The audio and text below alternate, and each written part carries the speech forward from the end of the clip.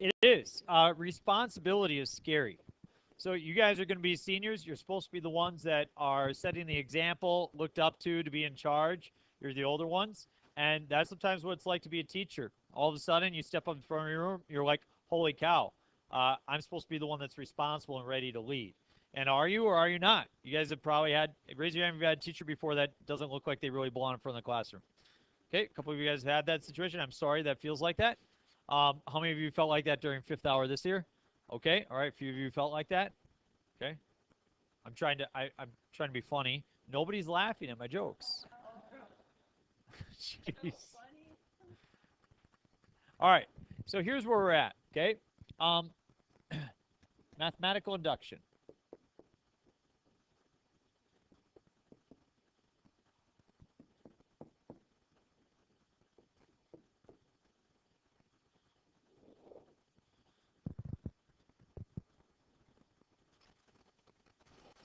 Mathematical induction is a process by which we prove things. It follows logical steps.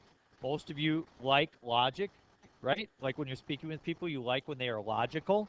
When people become illogical, it frustrates you, right? Well, one can make the argument that if you don't learn how to figure out mathematical induction, you're really not a person that's all that logical. So let's be lovers of logic and understand how it works. Fair enough?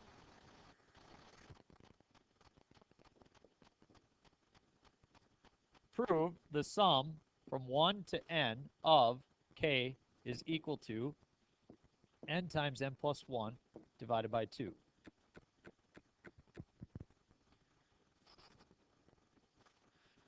We would like to prove that sum. First of all, let's expand the sum and understand what the heck it even means. This is sigma notation, correct? What does the sigma mean for us to do in math? Hint, S. Sum. So we plug in 1. When you plug in 1 for k, what do you get? 1. Sigma means sum, so add. What do I now plug in? When you plug in 2, you get 2. 3.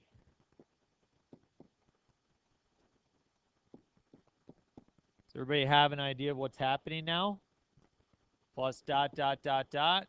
Plus, what is the last thing that you plug in? N. When you plug in n, what do you get? N. Supposedly, that's equal to n times n plus 1 divided by 2. Let's first think about what the heck it even means. Okay? Give me a number 1 through 10. Let's do 7. Okay, you're going to add up the numbers 1 through 7.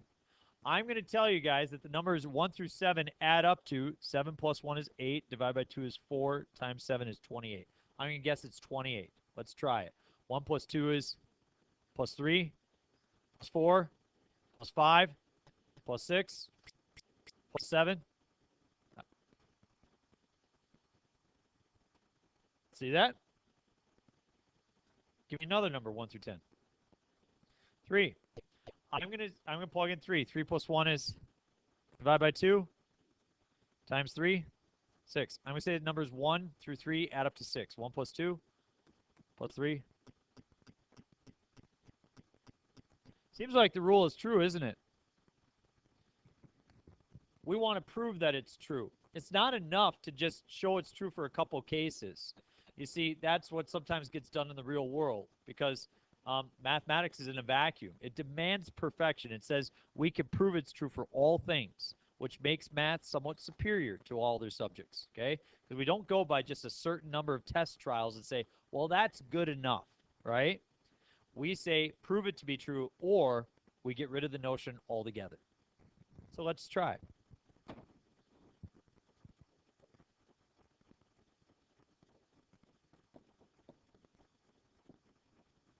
We indicate to the reader of our proof what our intentions are. Our intentions are to carry out a proof by induction. Everybody knows the first step of math induction that's reading this. The first step, and I'm going to put a star by it because you must do this every time that you write it down. The first principle of math induction is to show The rule holds true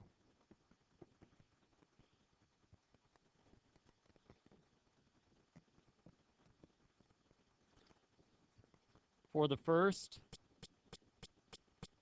few cases. We actually checked a couple cases together, didn't we? We checked it for case 7 and case 3. Let's just start with case 1.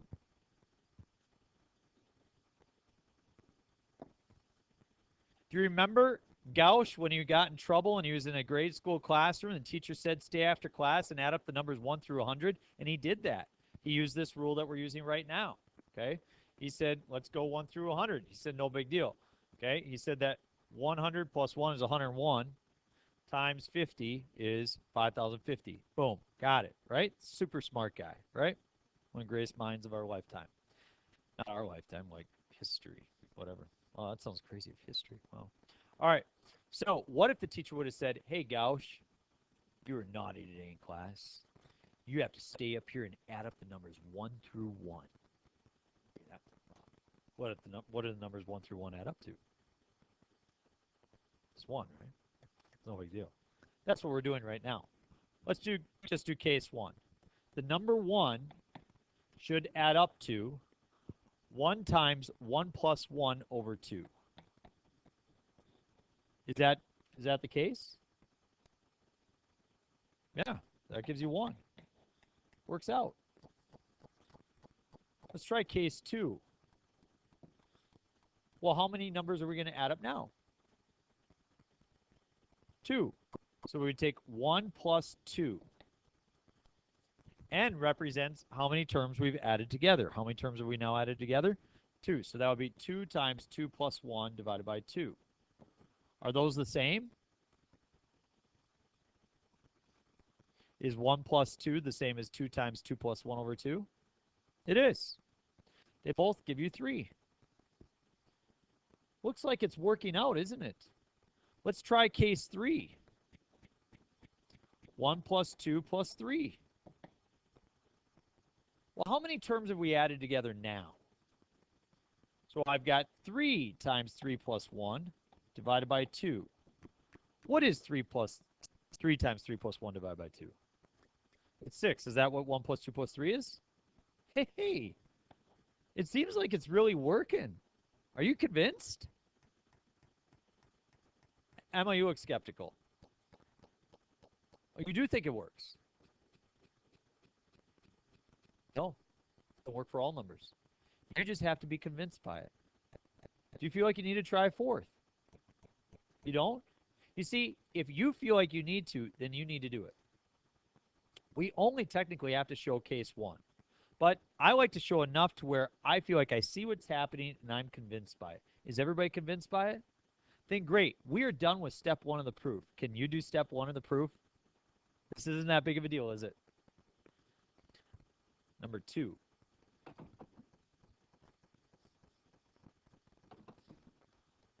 Step 2 of the mathematical induction proof is as follows. Assume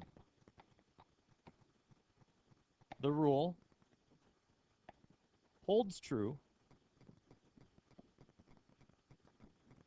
for case n equals k.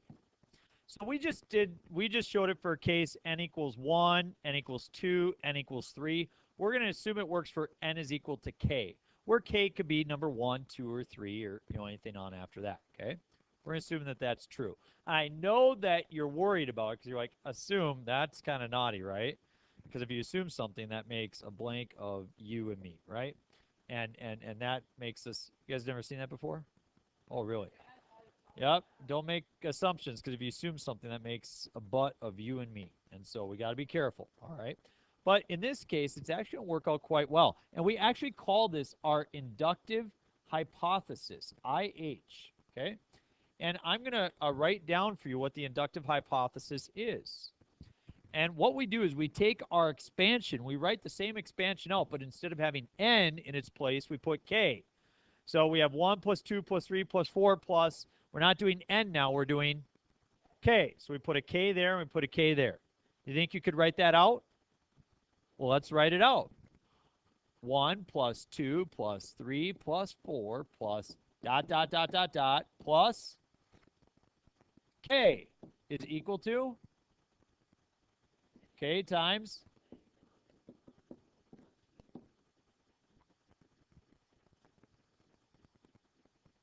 I will show you in a second. Show you in a second, Noah. Everybody okay with that? Everybody good? Congratulations, folks. You are done with step 2. All you have left is step 3. Step 3 of the proof by induction: show the rule holds true for case n is equal to k plus 1.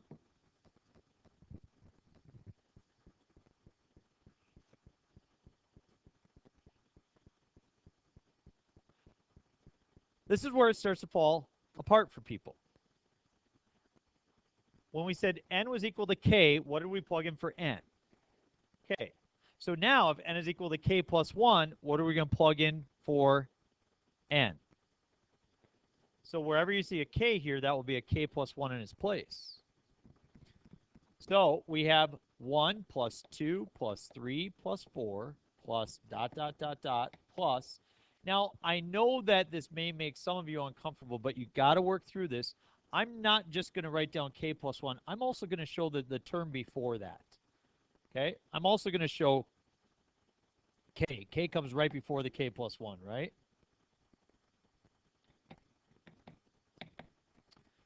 And then remember, instead of writing n times n plus 1 over 2, I put what in its place? K plus 1 times k plus 1 plus 1 all over 2.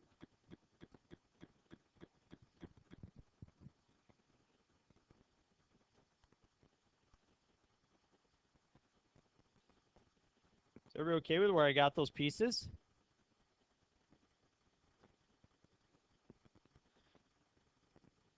This says n times n plus 1. So if you notice, if I put a k plus 1 there and a k plus 1 there, I have k plus 1 times k plus 1 plus 1. Now, you're saying to yourself, well, Mr. Gens, just add the ones together, get 2, right? We don't want to do that. You see, we never work with the right side. Only work with the left side. Don't simplify anything on the right side. Math can be kind of hoity-toity that way. It doesn't really like it when you mess around with the right side. So let's go. Folks, all we have to do in order to finish our proof is make this look like that.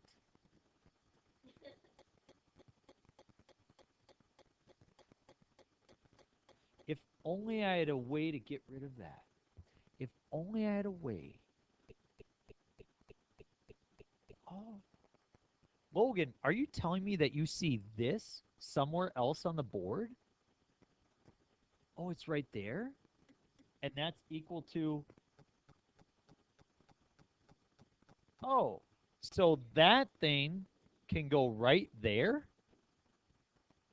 Look at that. That's our inductive hypothesis. We use it all of the time. What we do is we take that and put it here. We have k times k plus 1 over 2. That got rid of the red. What's left? K plus 1. We have to show that that is equal to that now. Well, I'd say we're closer. Do you guys agree that the left side looks closer to the right side now? So I don't ever touch the right side, but I peek over at it and say, well, what do I got to change about the left side to make it look like the right side? And first of all, everything's over 2, right? So how about we find a common denominator and combine those together? You good with that? So k times k plus 1 plus 2k plus 2. So I multiplied the top and bottom by 2 of that k plus 1. You good with that?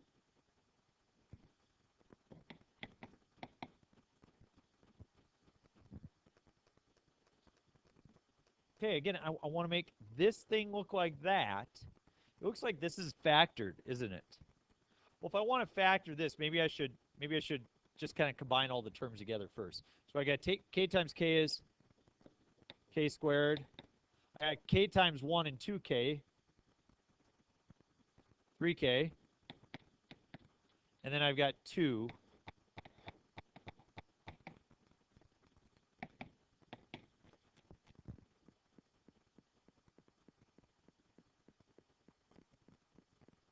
Does k squared plus 3k plus 2 factor? To what?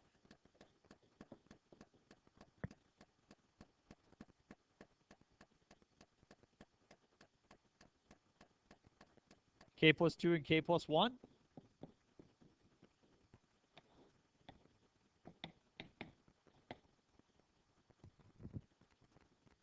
Hey, wait a minute. Does this look similar to that? I have a k plus 1, right?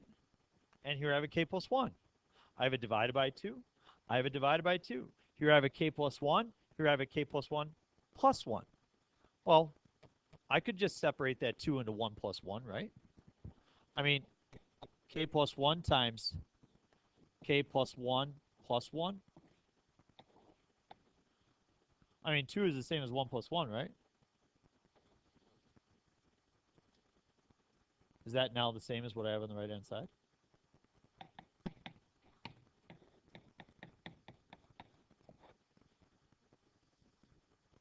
QED is a Latin acronym, and it means that which was to be shown has now been demonstrated. Yep, this works too. You could end your proof by writing done. Smiley face is not mathematically accepted, but I'll take it in this class as long as you promise to never be a math major. I got a couple smiles there. I figured all of you would get a major in mathematics someday. Oh, hurt my feelings. So, what do you think? Wasn't that rough? Exactly. Thank you, Logan. Logan says, I don't get why. This is the question. Good job. You got the first example. We're going to do one more today. And then tonight, you can try one on your own, or you could just show up to class tomorrow and hope for the best. So, let's do number 2. The sum from 1 to n of 2k is equal to n squared plus n. And you start off by saying, I don't know what the heck that even means. So let's expand it. How are you going to expand it? Plug in 1 and you get 2 plus 4.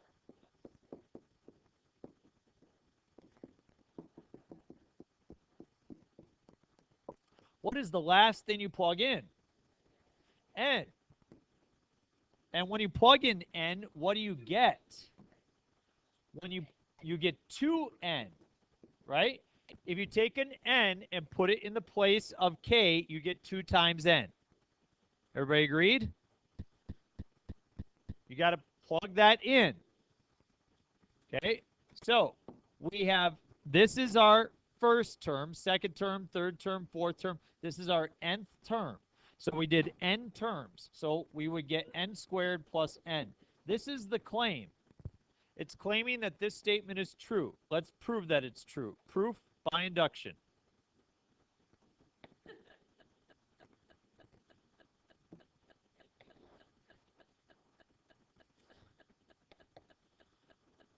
What is the first step of proof by induction? Show the rule holds true for case for the first few cases. What?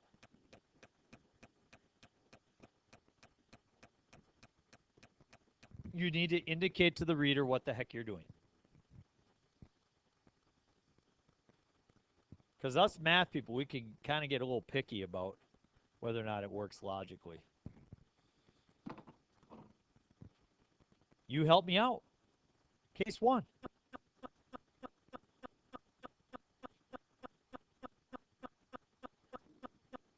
Two equals,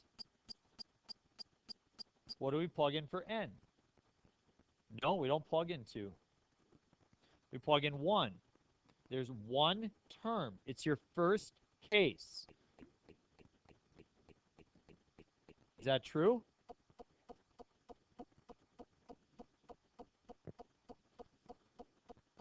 Now what? No. Case 2 is 2 plus 4. You're going to add up 2 terms. And what do you plug in for n? What do you get?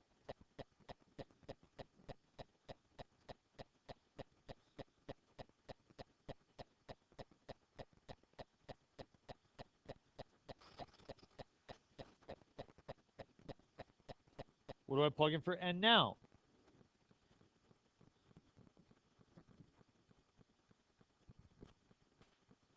That gives me 12. Is 2 plus 4 plus 6 equal to 12? Hey, what do you think? Are you convinced it works? Notice what this is saying, okay? It's saying the sum of the first even terms. So let's say you want to say, hey, what is the sum of the first 4 even terms? You just plug in 4 here. 4 squared is 16 plus 4 is a 20. I bet if you add up these first 4, I bet you get 20. Yep, 10 and 10, 20. That's the claim. Well, we did step 1. You guys told me you could do step 1. Step 1 is done. That was easy. Let's do 2.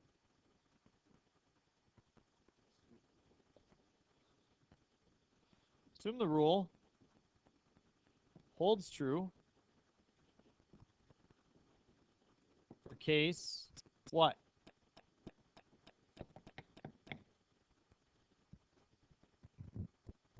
So what do we write in that place then? 2 plus 4 plus 8 plus dot dot dot dot plus what? 2k is equal to k squared plus k. That is what we call our inductive hypothesis. What does hypothesis mean in science? All you those who love science. It's an educated guess, right? Okay, we really think that this holds true. We really do. Now we're going to show. So step 2 is no big deal, right? Let's just make it clear. You guys worked your way through step 1. Thought that was no big deal. You thought step 2 is no big deal. I agree. Step 3 is a little bit more of a big deal. Let's get through it. What's the third step? Show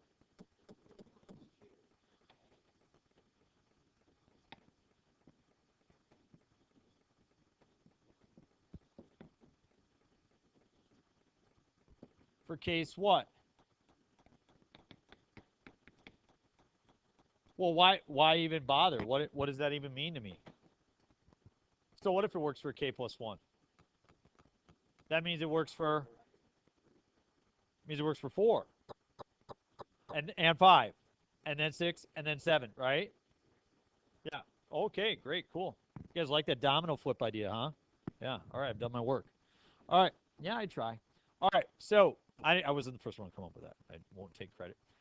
So we've got 2 plus 4 plus 6 plus 8 plus dot, dot, dot, dot. And this is where things fall apart for everybody. What I like to do is I like to write out the first term and the second and the third and the fourth all the way up until the k term and the k plus 1 term. So what is the k term? 2k. What's the k plus 1 term?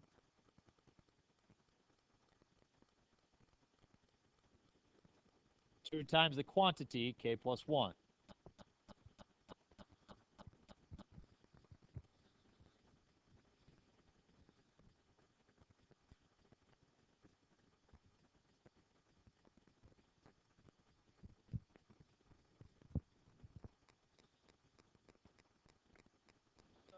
Okay, sorry, YouTube.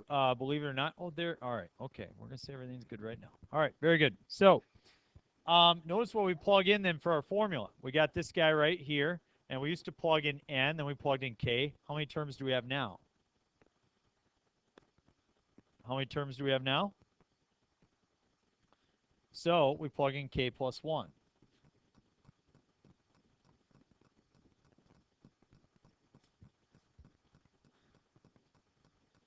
So, expanding that piece is the biggest deal. That's what we really need to work on, okay? Is everybody clear how I came up with k plus 1 squared plus k plus 1? So, this is what I have. If only there was something on the board that looked like 2 plus 4 plus 6 plus 8 plus 2k. Oh, hey, wait a minute. I do have that. And what is it? It's that. So it's k squared plus k. And what remains? And that's supposed to be equal to this guy over here, right? So I want to make the left side look like the right side. Everybody got that? I'm going to play some tricks here.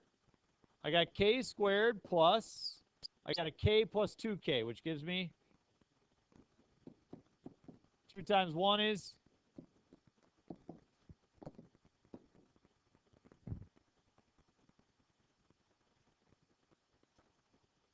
hey, I need to make the left side look like the right side. What is k plus 1 squared? K squared plus 2k plus 1, right? So I'm just going to try writing that down. K squared plus 2k plus 1. That's kind of like this, isn't it? It's just missing a k, right? So I'll put a plus k there. And then I got 3k, right? And it should be, and then the plus 1. This is a plus 2. So I should have a plus 1, right?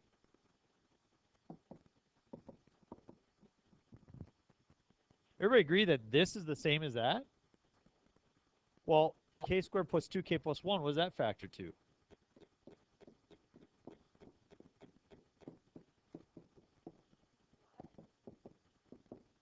Is that what I have sitting on the right-hand side?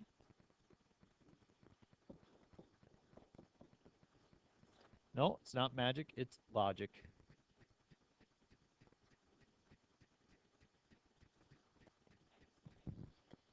So, here would be a really good test for you. You guys did a great job. But the question is, would you be able to do a problem on your own?